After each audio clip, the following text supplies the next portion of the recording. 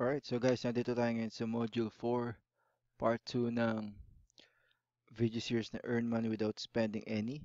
Alright, and tapos na tayo doon sa autoresponder na ginamit natin, which is yung vertical responder.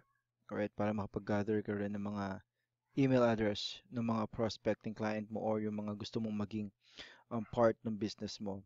So right now, ang ipapakita ko sa inyo is yung Gmail autoresponder or yung tinatawag nating Gmail vacation responder.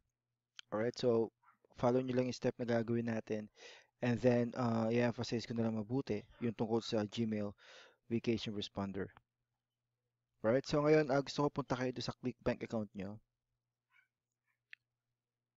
Alright, punta lang kayo sa ClickBank account. Alright, kung natin ClickBank.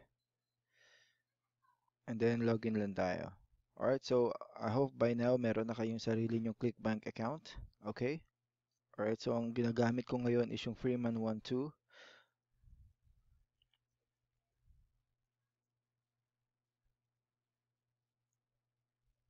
Okay? And then again, naalala niyo ba itong page na to? So, punta tayo ng marketplace. Alright.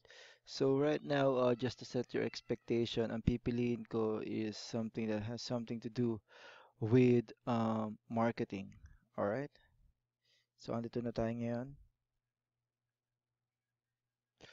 Alright. But this time, ang i-click ko is about job.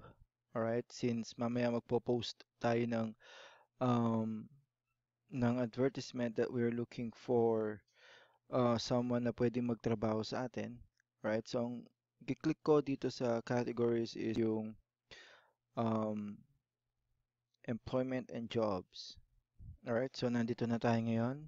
At ang pipiliin ko is itong, may nakita kasi ako kanina dito itong online, itong legit online job. Alright, if you check on YouTube, merong mga style or techniques na katulad ng ginagawa natin. But hindi nila tinuturo yung actual technique na matututunan nyo dito sa video series na to. Alright? Yung effective and mas madaling technique para sa inyo if you're looking for um, like successful advertisement or job advertisement. Alright? So, nandito ako sa website na Legit Online Jobs. Okay? Alright, so once na nandun ka na sa website na gusto mong i-promote sa ClickBank, alright, usually, ang hinahanap natin dito is yung About Us link. Alright, so wala sa taas. So malamang nasa baba. About Us, About Us. Alright, so ito yung About Us. So kunin lang natin siya. So ano ba yung hinahanap natin sa About Us? Hinahanap natin sa About Us is yung um, address ng company na pinopromote natin. Alright, since pinopromote natin siya, mas maganda nang ilalagay nating address just in case mangailangan tayo ng address is yung address nila. Para hindi naman maisip ng mga makakita ng advertisement mo na parang affiliate ka lang talaga and you're doing something just to promote yung yung business nung pinopromote mo. So, as you can see, makikita mo dito yung job description na hinahanap nila. Legit online job has been established to provide individuals, alright, popular and rewarding work at home opportunities. Alright, so basahin nyo na lang siya at kunin nyo yung mga words na sa tingin nyo makakatulong dun sa pag-create nyo ng advertisement and ito yung address. Alright, so ito yung address. Alright, so for me, kukopyahin ko itong mailing address. Alright, alright, kasi importante yan mamaya.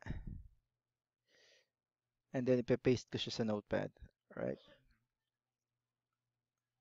Alright, so na-discover natin na yung gusto nating i-promote is yung company na may kinalaman sa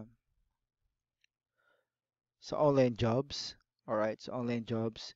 So right now, punta tayo doon sa step number 2, which is yung pagkuha ng link nung gusto nating i-promote. Alright, so hanapin natin ulit yung legit online job. Alright, and then click promote.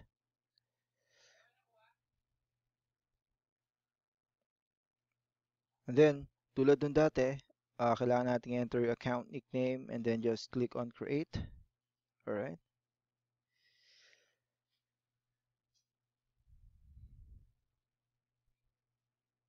Alright, and then kunin natin tong link from ClickBank, yung affiliate link natin, copy lang natin siya, and then paste natin siya dito sa notepad natin. Alright, so recap ko lang, pumili tayo ng company na gusto nating i-promote sa ClickBank, and then pumunta tayo sa About Us section para makita natin kung tungkol saan ba yung ino-offer ng company at kung ano ba yung ginagawa nila doon sa business nila. And kinopy ko yung address. Alright, and then company name, pwedeng hindi na, but yeah, address is important. Alright, ito yung technique na hindi mo usually matututunan sa YouTube or mga gurus, although it seems na parang simple lang siya, pero hindi natin siya usually ginagawa. Alright, so kung tayo dyan.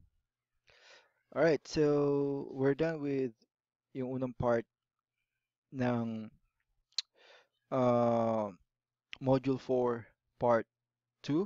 So doon tayo ngayon susunod sa Module 4 Part 2B. Alright, kung saan gagawa tayo ng account and then ipopromote natin yung account sa mga job posting sites. Alright? So, ito yung gusto kong gawin nyo while uh, hindi pa kayo nakakarating dun sa ating Module 4 Part 2B. Alright, ang gagawin natin is you need to create a Gmail account again. Or just make sure na take note nyo yung ginagawa nyong mga account. Ako nilalagay ko siya sa Excel file or para hindi ko siya makalimutan. Create kayo ng Gmail account. Alright, so for me, since itong napili ko is has something to do with online job. Alright, so malamang sa malamang, ang pipiliin ko is yung naisip ko na to before, part-time, big-time job. Alright, kung available pa siya, so it's part-time, big-time job, gmail.com.